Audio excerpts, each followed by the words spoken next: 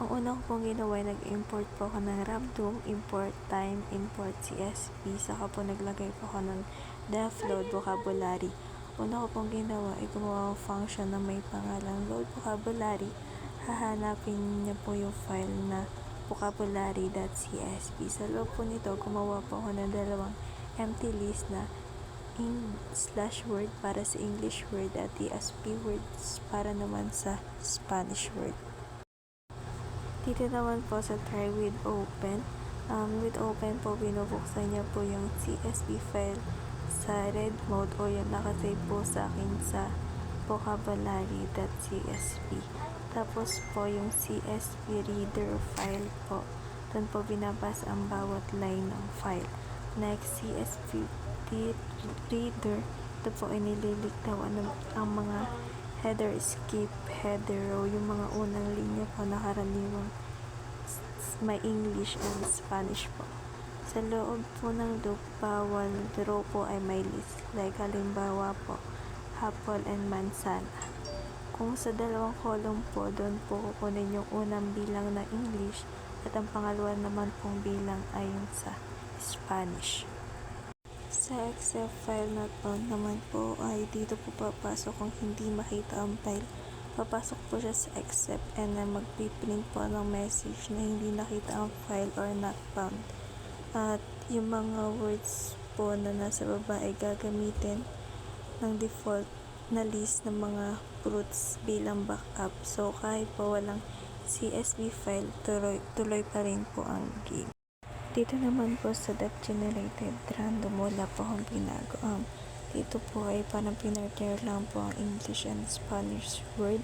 Gamit po ang zip. Halimbawa po, apple and manzana. Pagkatapos po ay parang kinamitan po ng random shuffle para po paghaluin ng iba't ibang order ng word kada laro. Doon naman po sa row 1 and row 2, kumamit lang po ng loop para po hatiin ang word sa row and column. And then, naglagay po ng start/index saka po end/index para po kung anong slice ng list ang kukunin. Dito naman po sa display matrices, nagdagdag lang po ako ng word na live score and time left. Dito po dinefine yung function na display matrices. May 5 po siyang parameter, yung matrix 1 para po sa English word, matrix 2 para po sa Spanish word, lives para po sa buhay ng player, score para sa mga nakuha puntos, at sa time left naman po para sa oras or kung gaano mo katagal na sagutan. Doon naman po sa dinagdag ko ang dalawang frame. Ang una pinapakita ng function po ay yung status po ng laro. Kung ilang buhay pa ang natitira, ilang score ang nakuha, and ilang segundo na ang lumipas. Kung gaano katagal maglaro ang player. Next naman po ay wala po akong binago. Gumawa po lang ng nested loop. Yung outer loop for I and range len matrix 1. And then yung inner loop for J and range len max trick 1 and I. Dito po sa div clear match word po ay para din pong depth display matrices. Ginamitan po ng for I and range len matrix 1, for J and range len matrix 1, square bracket I, and then yung if matrix po yung para po siya nagmamatch po ng dalawang word ng English, Spanish, and then pag nagawa na po yun and magiging empties. Dito po ay nagdagdag lang po ako ng def give hint word pairs po. Dito po ko po dinidefine ng function na give hint. Ang parameters niya po ang word pairs na listahan ng mga natitirang English and Spanish pair. Doon naman po sa word na if not word slash pairs return, doon po makikita kung wala na or ibig sabihin po solve na po lahat ng word na pair na po na English and Spanish, kaya wala na pong ibibigay na hint. Sa depth match word naman po ay dinagdagan ko lang ng lives and score, and then dun sa user input po ay dinagdagan ko po siya ng hint, restart, and quit. Saka po, sa tabi po ng strip ay lower. Tapos po, yung sa if user input po, ay tinanggal ko po yung lower and open close parenthesis, and dinagdagan ko po yung return na ng lives and score. And then doon po sa return na ay nilagyan ko po negative or -1 score.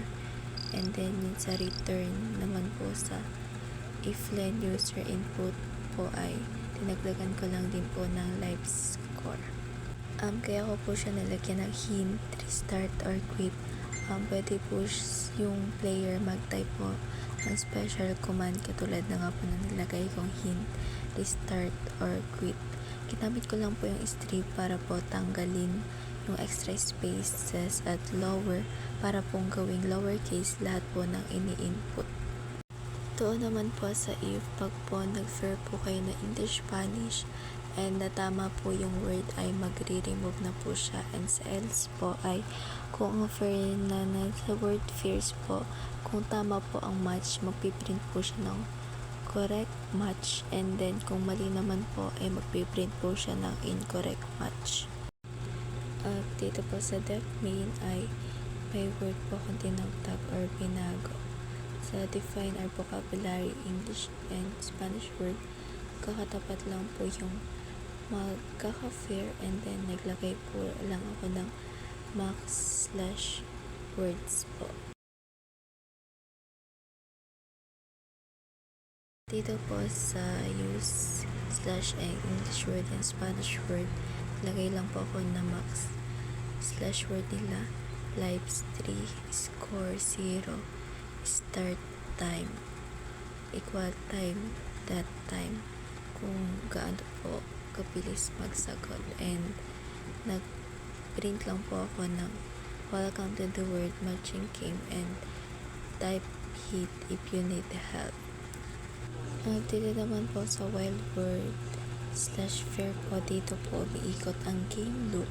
Hanggat may natitira pong word fair at buhay pa ang player, tuloy pa rin po ang game.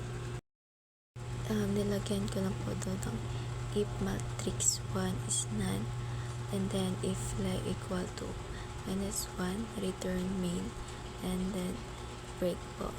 And may pinalitan din po akong word dito, yung end game logic word. Dito po kung naubos na po yung buhay mo, magpiprint po siya ng game over at ipapakita po yung final score. Kung na-match lahat ng word, ibig sabihin panalo ang player at magpiprint yung congratulations message. Ipapakita po yung total time, kung gaano kahaba nilaro, and syempre po yung pinaka-final score. And then dito po ipapakita po yung output, ipiprinta po dito. May mga ibang word po kung napalitan po sa pinakahuli, kaso po hindi na po nakip ng video. Dito po itinipe ko po yung magkaka-fair na English and Spanish hanggang mag-correct match po, and then sa pahuli po makikita po kung ilan ang score, kung ilan po ang natirang buhay, and then kung gaano po kahaba naglaro yung player.